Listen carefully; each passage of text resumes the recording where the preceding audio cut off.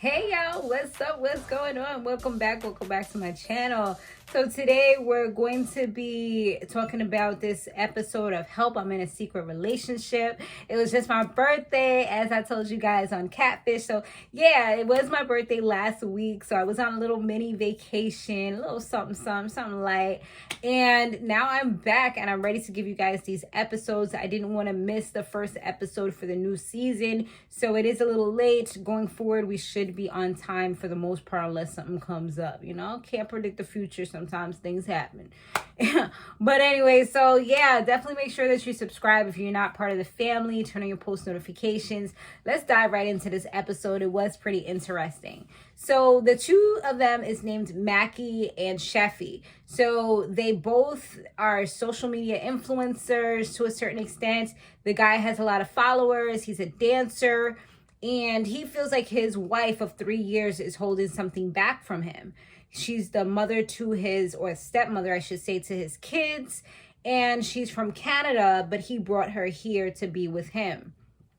He said that he loves being married, but he hasn't met anyone in her family as yet. And it's like weird because after 3 years, that's a long time to not have done a video chat or have them at the wedding or anything like that, or for the kids to meet their grandparents, their other grandparents. So it's all weird.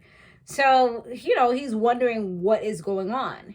Sheffy did lie to him recently saying that she was going on a girls' trip, but the reality of the fact was that later on she says when he asked her where the pictures were, that her family had came up and she stayed with them in a hotel for the time that they were there. But it's like, so your family came here and you didn't even have the courtesy to have me meet them? Like, red flags. And that was like, was she even with them? You know what I mean? Like, what else are you lying about? Travis tells him that maybe she's meeting other men online the same way that she met him online, because that's how they met, was through social media, through, I think it was a dating app. And from there, they just kind of started sending each other photos, and they were both in relationships at the time. But then eventually the time was right where they were able to be together and things moved very swiftly. Like, he proposed and then got married right away. So yeah, they weren't playing any games as far as like the relationship. But he did say that he was used in his previous relationship that he was in for 4 years. So he really doesn't want to have that type of situation again. So that's why he's on the show, trying to nip whatever it is in the bud before it gets too crazy, or before he has a child with her, because that's the next step that they're working on. So Travis and Rohnee, they talk to Vanessa, which is her bestie, and her bestie tells them that she seems to be living a double life. And I'm like, yo, where they get these besties from? Like, this is how you know this can't be real, because, or if it is, like, yo, at the end of the day, my bestie does this to me, we're not besties anymore. Unless we had some type of conversation in the background, like, there is no way you gonna put all my business out there to strangers that are calling you. Like, make it make sense, bro. It don't. Like, that would be the last time we ever speak, like, before that call.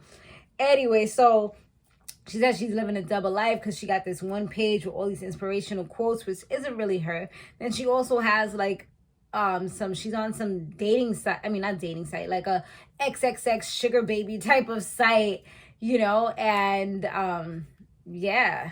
She said that she's telling them this information because she loves her best friend and she doesn't want them to break up.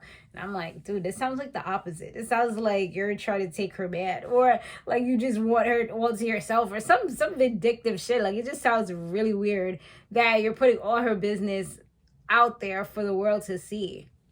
So anyway, the next day they meet with Austin, and he's Mackie's cousin. He said that he has strong feelings against the situation, or about the situation. And they actually, him and his family did a background check on her. And a lot of things aren't matching up. Like her name, not her name, her birthday, like she's older than she actually tells everybody that she is. So that's weird. Also, she applied for citizenship when she was in high school for the US, or after high school, but it didn't work out. So that's another thing that's kind of, red flag, because It's like, is she just using him to get U.S. citizenship, and then maybe she'll leave after the time is up, because there's only a certain amount of time that she needs to be with him in order to gain citizenship. So, they're just looking out for him and trying to make sure that everything is good. They meet up with Mackie at the dance studio, and he said that he knew about the adult site. That's something that they do on the side or whatever. So he was kind of surprised that they found that, but he's like, okay, I already know about this, so it is what it is.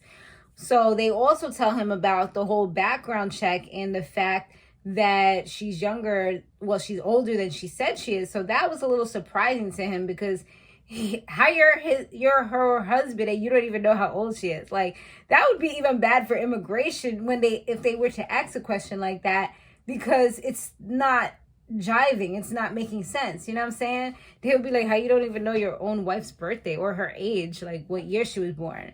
So I get the fact that some people do lie about their age, because I'll just say, like, I'm over 30, boo. 30 plus.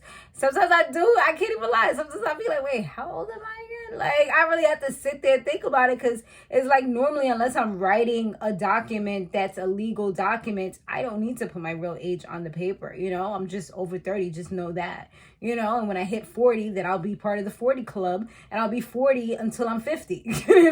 Right now I'm 30. You know what I'm saying? So, yeah, so I kind of get that, that fact, but like, I feel like your husband, that's a serious thing. I feel like he should know how old you are. So that's a little weird that he was surprised about that. And he was also upset about the fact that she could possibly be using him for citizenship, because he didn't know she applied before. So he said that his father actually went through a situation like that. So he doesn't want that to be his life. So he ends up speeding off, to, I guess, cool off his head, speeding off like he's in freaking Fast Furious or something. And they try to call him. He didn't even want to talk. So they just sent him a text message, so that they can talk to him. And they finally meet with Sheffy. And I'm talking about Rohnee and Travis. I feel like I was saying Rainy last season, but I don't know, whatever. Anyway, so Rohnee and Travis finally meet up with Sheffy and Mac as well, to discuss everything that's going on. And she cries. She said that she's hiding something or a few things, and she gets upset when they sit her down and she finds out about the background check. She's like, they did a background check on me? And she explained, like, she does forget her age because she, like, just says a different age all the time. So I kind of get it, but I once again, like, I'm not going to defend the fact that he, out of all people, should have known her actual real birthday. Like, that's weird. But she mentions that, yeah, so that was pretty much what she said. So she said, like, after all of that, she said that it was no point in telling him that she had applied for the citizenship and didn't get approved or whatever. She didn't feel like it was relevant.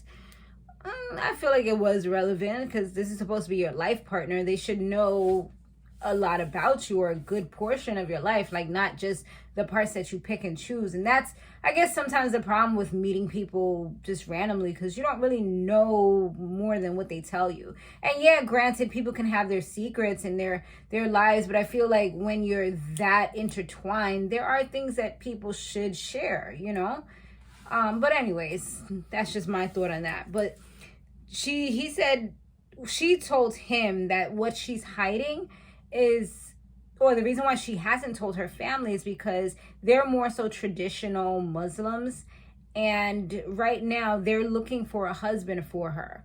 They want to have an arranged marriage for her, because she's, I guess, at that age. That's probably why she ran away so quickly to be with him, because she wants to get away from that life and she wanted to do what she wanted to do.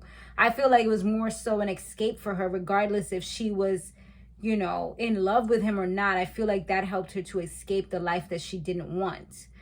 So that's why she jumped and dove right into it.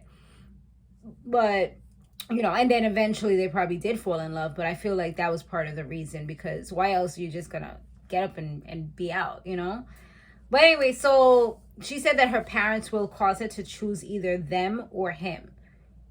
And she doesn't want to have to decide between the two. So that's why she's kind of been keeping a secret. He said that he'll be there regardless, but he feels like she should at least tell them the truth.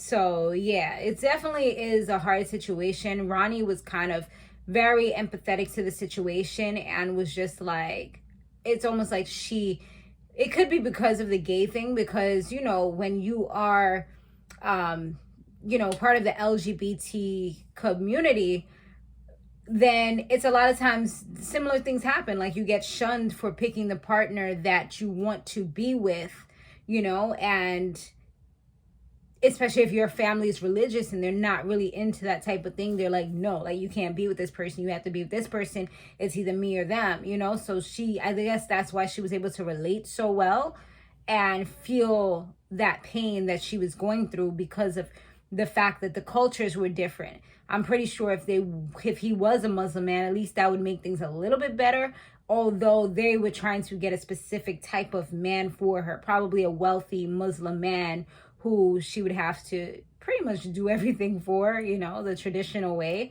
And she doesn't seem like so much of a traditional girl, even with that bikini that she was wearing when we saw her with his friends. This is definitely not the traditional Muslim look. Like, you're supposed to be covered up. She wasn't covered up at all. So yeah, they did do like an update, and from what they said, her family did go ahead and disown her. So she was right about what she was saying. It wasn't actually just a myth or a fear that she had. It was actually something that was going to come into fruition. But I mean, it is what it is, right? Sometimes you have to choose what's best for you and your life. And although you may have been brought up in a certain culture, I mean, this is 2023. And especially if you're living in more of a US type of tradition and you're not back home, then I mean, it is what it is. Sometimes things just have to change, because the kids are not going to want to live that traditional life, like especially if they're Americanized or, I don't know, Canadian or whatever it is, you know. They grew up differently, but more you know, more able to have freedom and choose what they want and the path that they want for themselves.